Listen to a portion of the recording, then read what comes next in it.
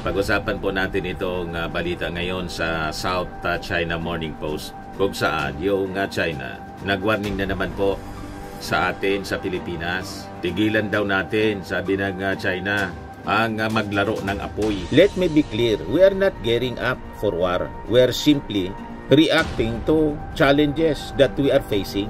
The first batch of BrahMos missile arrived in the country in April 2024 last year. The welfare of overseas Filipino workers in Taiwan would also compel the government to act. There are many Filipino nationals in Taiwan, and that would be immediately a humanitarian problem because we will have to get involved. From a historical friendship to a strategic alignment.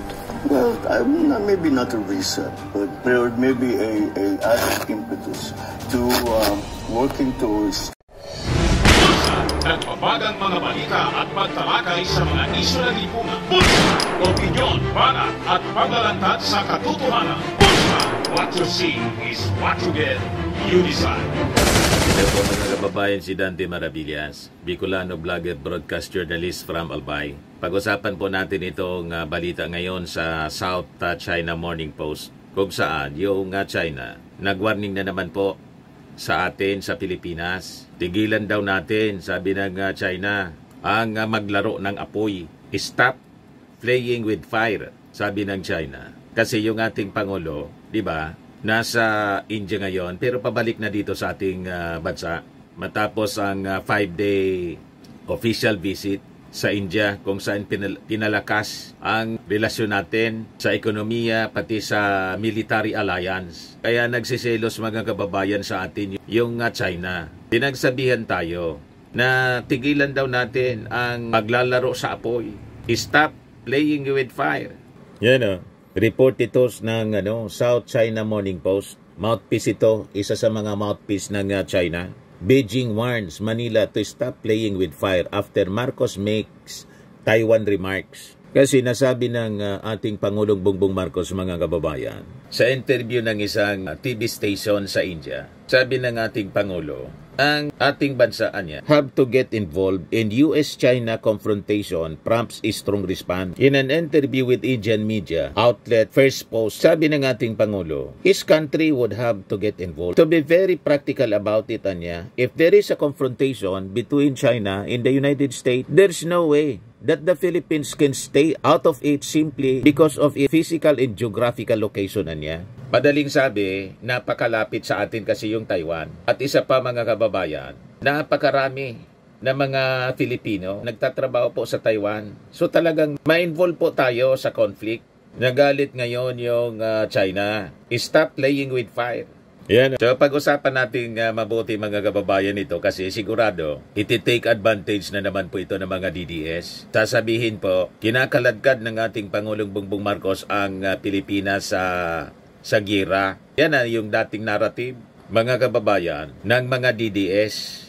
Ang narrative ng mga DDS po para siraan ang ating Pangulong Bongbong Marcos, narrative ng China. So before pa sila mga kababayan makapanloko, di ba? Basagin na natin yung kanilang propaganda, baka paniwalaan pa ng ating mga mamamayang Filipino. Ito mga propaganda kasi ang objective po ng China, wag tayo makikipagkaibigan sa mga bansa tulad ng Amerika, ng Japan, ng India, European Union, lalo na kung ang topic ay tungkol mga kababayan sa pagpapalakas ng ating military. Kasi ang gusto nila, mahina lang tayo para madali tayong lamunin. Hindi po nagpapatinag yung ating Pangulo. In fact, yung ating Pangulo nag-order na naman po ng panibago mga additional BrahMos missiles sa India. Kaya nagagalit sa atin ang China. Ayaw nila na lumakas yung ating military.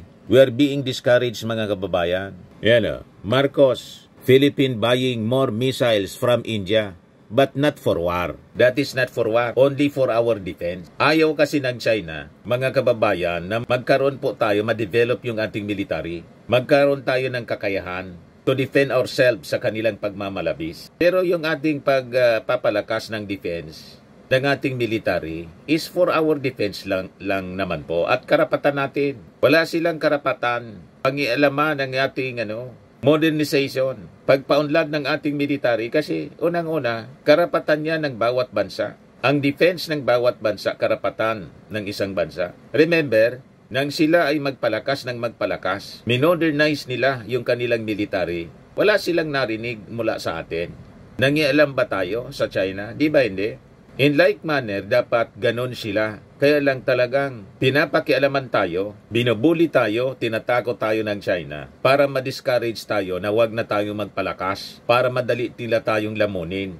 Yung kanilang masamang plano sa West Philippine Sea, magtuloy-tuloy. Hindi naman po tayo papayag. Lalo na yung ating Pangulong Bongbong Marcos, inulit niya. Not even a square inch ay papahintulutan natin na makuha ninumang bansa. What is ours, mga kababayan. Yan ang matigas na paninindigan ng ating Pangulong Bongbong. Kaya galit na naman po ang China. Nagpalabas ng warning, stop playing with fire daw. Sanay na po kami sa mga ganyang pananakot ninyo. Subukan lang ninyong pumasok dito. Lalo nagkausap na si President Bongbong Marcos at Donald Trump. Di ba, mga kababayan? Just 2 weeks ago. At ngayon, mga kababayan, kausap na yung India. Ayan na. The Philippines will procure more BrahMos supersonic missiles from India to boost the country's defense against challenges it is facing in the Indo-Pacific region. Sabi ng ating Pangulo, I've spoken to the officers and men who operate the BrahMos system and they say we need more. Sabi ng ating Pangulo in an interview with Indian news and media website First Post. Ayan ba? Sabi ng ating Pangulo, we are in the process of actually procuring more. Sabi niya, the Philippines is in the midst of modernization of our military anya. And so, we are looking to see what's most suitable for our defensive need. Let me be clear, we are not gearing up for war. We are simply reacting to challenges that we are facing. The first batch of BrahMos missile arrived in the country in April 2024 last year, making the Philippines the first foreign buyer of the world's fastest supersonic anti-ship system made by BrahMos Aerospace Private Limited, an Indo-Russian defense contractor. A second delivery of the BrahMos missiles was made a year later in April. 3 batteries of the 18.9 billion pesos shore-based anti-ship missiles were acquired for the Philippine Marines after a deal was signed years back. So for deterrence lang po, providing deterrence. The Philippine Army wants to acquire BrahMos missiles for its land-based missile system acquisition project, which was postponed from 2023 to 2027. As the world's fastest supersonic cruise missiles, the BrahMos missiles will provide deterrence against any attempt to undermine our sovereignty and sovereign rights, especially sa West Philippine Sea. Kaya nagagalit po yung China na siguradong yung mga kakampi ng China dito sa ating bansa, yung mga DDS vloggers, sisiraan na naman po itong pagbisita ng ating Pangulong Bongbong sa China, sa India. Pero itong pag-acquire mga kababayan ng mga BrahMos missiles, hindi man pwede itong isisi sa ating Pangulong Bongbong Marcos kasi nagsimula nito si Digong. Kaya kayo mga DDS, hindi ninyo pwede itong gamitin na propaganda. Nag-armas tayo para makipaggira. Ang nagsimula nito na project para bumili sa India ng mga BrahMos missiles, hindi man po yung ating Pangulo. Ipinagpapatuloy lang, mga kababayan. Pero ang nagsimula nito, si Digong. The 3 batteries of the 18.9 billion shore-based anti-ship missiles were acquired for the Philippines Marines after a deal was signed December 31, 2021. O, panahon ni Digong. Ang pumirma ng BrahMos procurement agreement po, then Defense Secretary Delfin Lorenzana, 2021, mga kababayan. Kaya uunahan na namin kayo, mga DDS, sa propaganda.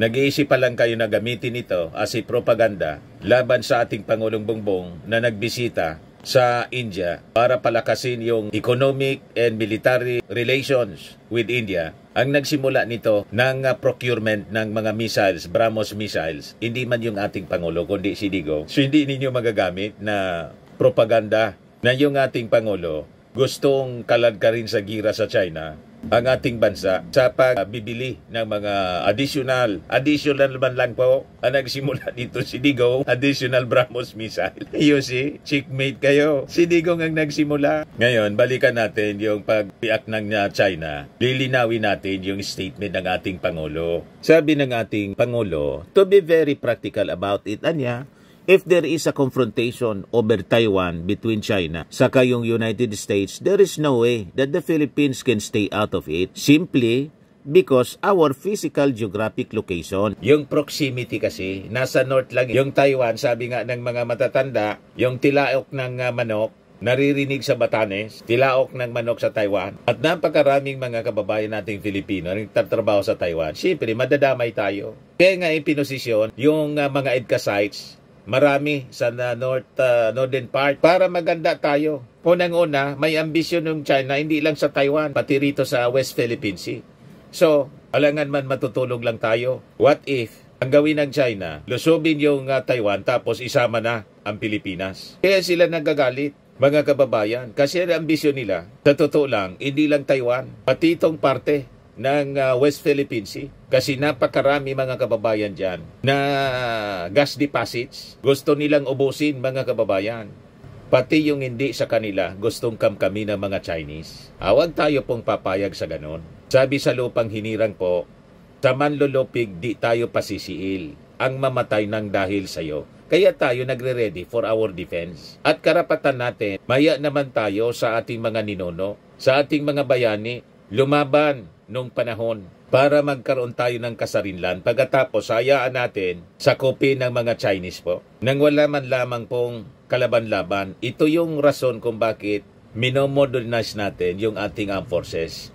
It is not because we intend to go to war, but for our defense. Sakasakali. Di ba po? Sabi dito ng ating Pangulo, the welfare anya of overseas Filipino workers in Taiwan would also compel the government to act. There are many Filipino nationals in Taiwan, and that would be immediately a humanitarian problem because we will have to get involved. That is inevitable, mga kababayan. Kaya yung mga argumento nila na dapat we stay away from conflict, hindi po maaari na we stay away. Ang dapat gawin natin po, mag-ready tayo kung paano natin sakluluan yung ating mga kababayan. Alangan man nagigira na umaatake na sa Taiwan, natutulog lang tayo, pabayaan natin yung Amerika. Ika-mutual defense treaty natin yung Amerika. Pag humingi tayo ng tulong sa Amerika para sakluluan yung mga OFWs, pwede ba yon? Na ang uutusan lang natin, sasabihin natin sa mga Amerikano, sunduin na po ninyo yung aming mga kababayan.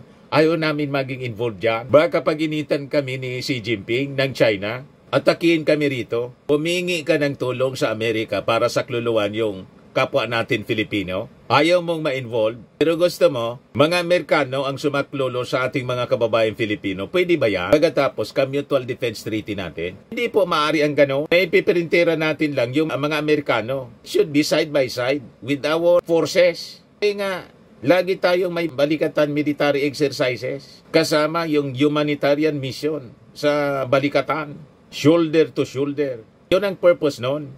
Kung gusto ninyo, magkinabang lang tayo na wala tayo dapat na sakripisyo. Wala lang tayong peligro. Pero yung peligro na kinakarap ng ating mga kababayan Pilipino, ang gusto ninyo, ang humarap lang mga Amerikano. That is very selfish and that is almost impossible. Sinong bansa ang tutulong sa iyo? Kaya nga tayo nakikialyado. And this time, hindi lang sa Amerika, pati sa India. Alyado na rin natin, military agreement, yung Japan, yung South Korea, yung Australia. So, dumagdag na mga kababayan ngayon, yung India. Ito yung nakuha na mga deals, mga kababayan, ng ating Pangulong Bongbong Marcos sa pagbisita sa India.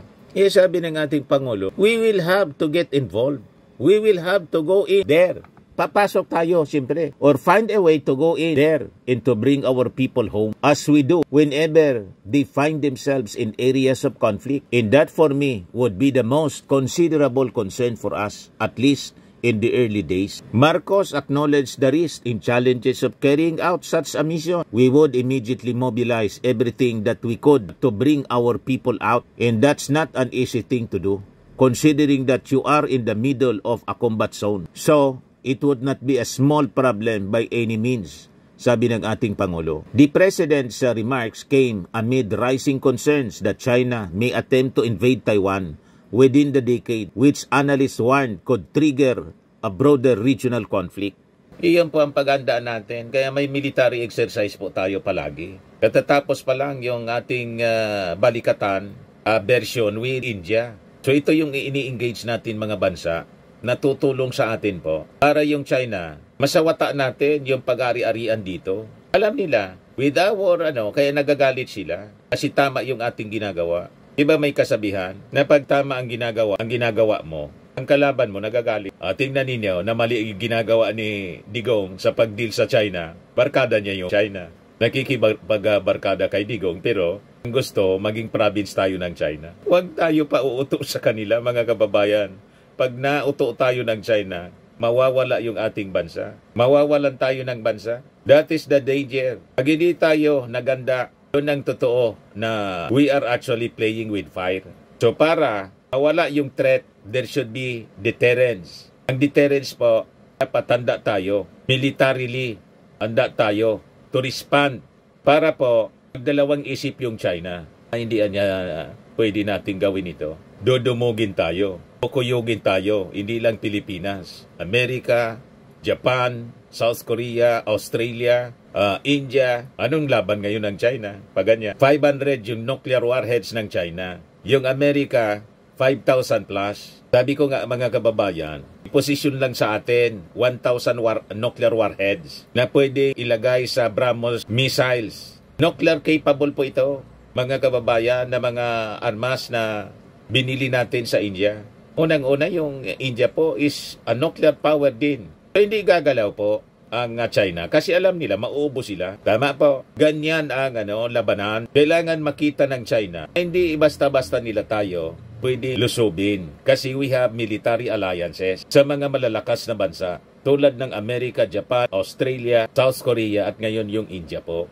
Kaya sabi ng ating Pangulo, given such tensions, it has thus become the responsibility of all stakeholders, including the Philippines and India, to play a more active role in upholding, defending, and preserving our rules-based order, sabi ng ating Pangulo. Ito yung exclusive interview, mga kababayan, ng First Post, Philippine President on ties with India, China, US. President Marcos discusses his country's relations with India, China, and the US. Sa exclusive interview po ng First Post Managing Editor na si Palki Sharma. Pakinggan natin yung porsyon ng interview mga kababayan sa ating Pangulo. President Ferdinand Marcos Jr. of the Philippines is in India. Defense, diplomacy, and deterrence are on the agenda. Mr. President, welcome to India and thank you for joining us here. Thank you very much for having me, and I'm very, very happy to be here. Poging-pogi yung ating Pangulo po. It's your first visit to the country as head of state. How's it been so far? It has been remarkably productive, actually. The very openness and the willingness from both sides, for that matter, to really try to find areas of commonality, areas that we can develop. In every aspect of a relationship between two states. And so that has made it easier for us in our discussions to actually find ways and see what can be done between two countries and how we should move forward. So yes, I must say it's been very, very productive.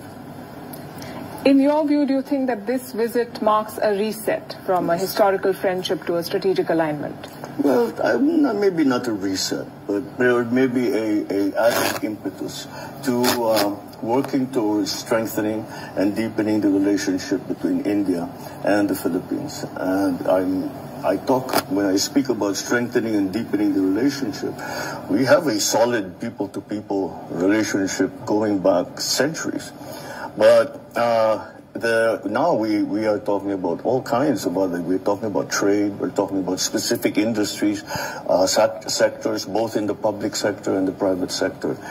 And that is why I say it's been so productive, is because the time that we've spent here, we have discovered between ourselves, between businessmen here, your leaders, the Prime Minister, the cabinet ministers who have been helping us, we have found so many areas that hold so much potential. and that really should be developed now. You know, that doesn't mean we will be achieving 100% hit rate, but if you manage half of the things that we are talking about, that is a very, very significant increase in terms of engagement, in terms of partnerships and alliances between our two countries. It's good to see your optimism. What, according to you, is the biggest takeaway? Well, first of all, the very biggest takeaway and the primary reason why I'm here is the strategic partnership that we have finalized finalized and formalized with my visit here. And that immediately, by itself, puts it up a notch, the relationship between the Philippines and India, because it provides a very, very wide-ranging, very strong and robust foundation for us to build on. And the strategic partnership covers because once you speak strategy, you say it's for strategic reasons. We do these things under the strategic partnership for strategic reasons. Pretty much everything applies, and that leaves the door open for us to look into anything that might be possible. And that is important because in this day and age, there have been, because of the changes in technology, the advancements in technology, the changes in our economic systems, there are now areas that did not exist before. Just the digital space, for example, where India is a leader. Just in the use of the digital space and the widening of the digital space, something that never really existed before. Your recent State of the Nation address is coming under a lot of scrutiny. In last year's speech, you promised to not yield even an inch of Philippine land in disputed areas. This year, your statement did not make an explicit mention of that, of the West Philippine Sea, but you focused more on non-alignment on Manila's part. Would you say you watered down your statement? Did you, and why? No. I did not. You're the second person to ask me that. But the two things are not mutually exclusive. You can defend your sovereignty. You can defend your territory. You can do all of that. You can modernize your military, and at the same time, you can continue to be a friend to all and an enemy of none. So that there is a standing. Let me say it again. The Philippines will not cede 1 square inch of our territory.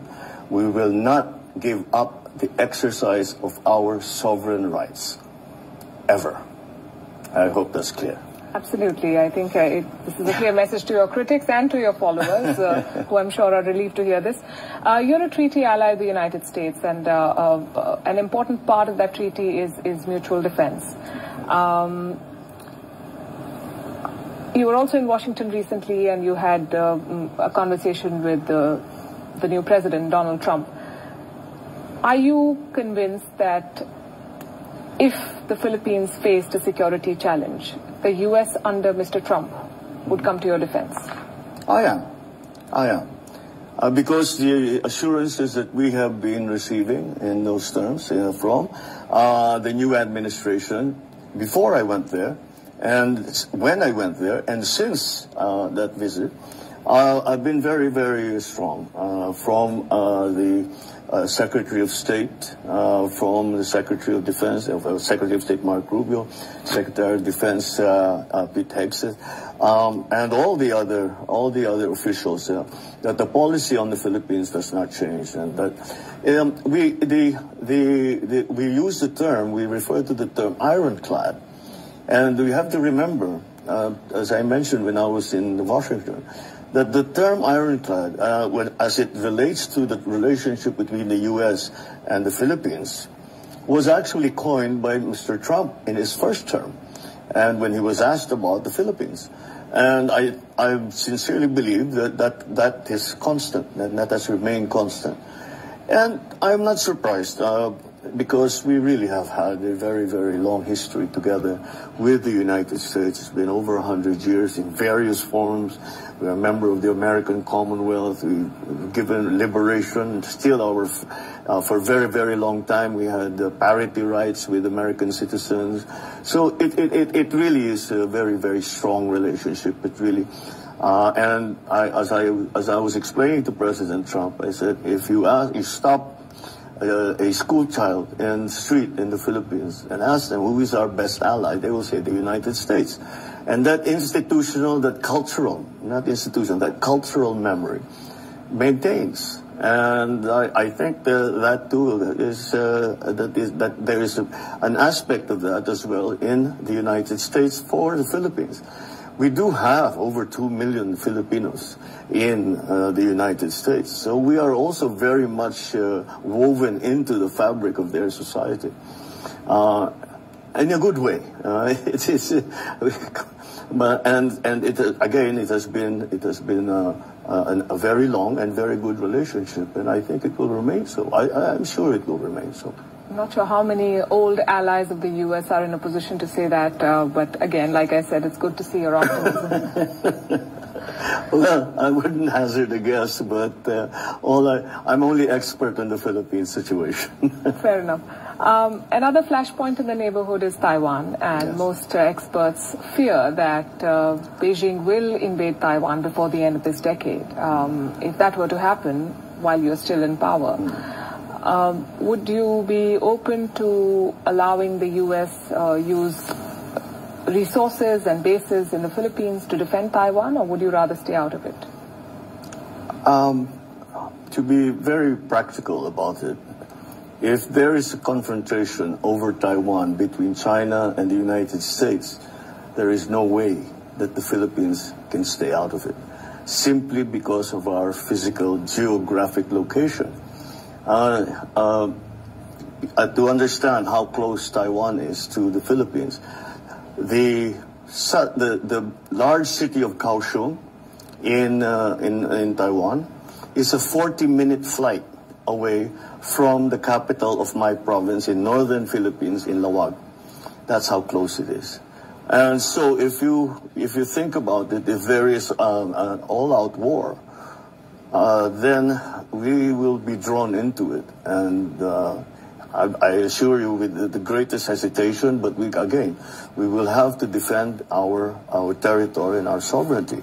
Furthermore, there are many, many Filipino nationals in Taiwan, and that would be immediately a humanitarian problem, because we will have to get involved, because we will have to go in there, or find a way to go in there and to bring our people home, as we do whenever they find themselves in areas of conflict. And that, for me, would be the most considerable concern for us, at least in the early days. And so that's why I say we would immediately mobilize everything that we could to bring our people out.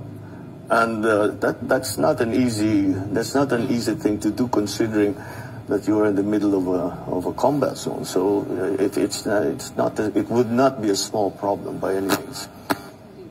You mentioned the Indo-Pacific a short while back. Considering the evolving security situation, a lot of experts have said that we need something like an Asian NATO. I know that the Quad has often been called an Asian NATO, but we are far from a mutual security umbrella in the Quad. Do you think that having a grouping like that is going to help, or will it exacerbate the tensions? And if we were to have such a group, who would you see as part of it? Asian NATO? Yes. Well, you know, the origins of ASEAN have to do with something like that. After the establishment of NATO in Europe, there was an attempt by the Americans to establish SEATO. It existed for a while, Southeast Asian Treaty Organization, very, very similar to NATO. But most of the leaders in Southeast Asia thought that they could do a better job by themselves. Led by, I remember very well, because I was still in school, but I remember the discussion, led by my father and then Prime Minister Lee Kuan Yew.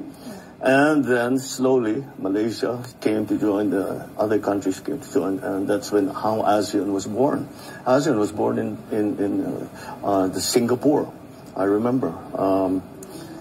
So this is for us that serves that purpose. That serves the purpose for that aggregation. However, since we now define the region that needs to work together as Indo-Pacific, then ASEAN may be no longer enough. Maybe there has to be more. But even if you watch ASEAN has involved more and more countries every time that we have our summits. And we have ASEAN, we have the ASEAN, we have the APEC, we have the ASEAN Plus, we have the ASEAN Plus Gulf countries, we have the ASEAN Plus China. And so it's evolving that way, and it's evolving. So although they are not members, and we just welcome, we're about to welcome as a full member from observer status. But although they're not members, they're very part of the discussion now. And I think that's absolutely the right way, the right direction to go, because these forces of instability that we have just been suffering. Number one, we still are, for all intents and purposes, still suffering some of the ravages of COVID. So there is that, and then the wars all around the world, and then now the impending trade war. These are all global instability, hugely global forces. O ngayon, tuwang-tuwa yung nag-interview sa ating Pangulo. Kasi yung interview niya po mahaba. 2 hours and 40 minutes yata. Ang daming napag-usapan, mga kababayan. Kaya sabi po ni Palki Sharma, yung nag-interview sa kanya, pakinggan niyo po. Thank you very much, Mr. President, for your time and for your candor. You've taken all the questions, and you said that we are in an age of uncertainties. I think at this stage, I think the world needs leaders who can balance allies, adversaries, and domestic expectations. Leaders like you. Thank you very much. I fully agree with you. Thank you. Ito naman po, Firmax Firming and Lifting Cream, pinapahid po sa mga pulses in affected area. Mainam po sa paninigas ng mga kaso-kasuan. Ito naman po, Automax Radiant Serum. Sa mukha naman yung application, anti-aging po siya. You will look 10 years younger than your age. Sa mga cancer patients naman po, baka lang gusto ninyo itong itry. Ning siya red mixed fruit drink. Hindi mo po siya gamot, food supplement siya. Kaya lang, gawa siya mga kababayan sa goji berry. Yung goji berry, may anti-cancer properties. O ngayon, yung mga inquiries ninyo, dumiritso na lang kayo sa aming messenger sa Facebook para masagot namin agad. Ayos pa? Ayos na ayosan niya, Mr. Maravilla. But anyway, ito po pala yung aming bagong product na binibenta online. I am worldwide amazing pure organic barley powdered drink mix from Australia. Negosyo to ng aking anak na architect entrepreneur Riz Maravillas. Ayan po. Kontakin na lang po ninyo siya, Riz Maravillas on Facebook. Ang mga health benefits niya, boost immunity, improves digestion, enhance energy levels, packed with antioxidants, prevent cancer. Sa mga naghanap po ng malinis and spacious fitness gym, pumunta lang po kayo sa aming Colossal Fitness Gym. May Grab car rental din po kami. Ito naman po yung bago naming product na binibenta online. Eye Glow Serum, whitening po siya. Tingnan ninyo yung epekto sa aking anak na architect before and now. Yung mga inquiries po ninyo, dumiretso na lang kayo sa kanyang Facebook account, Riz Maravillas.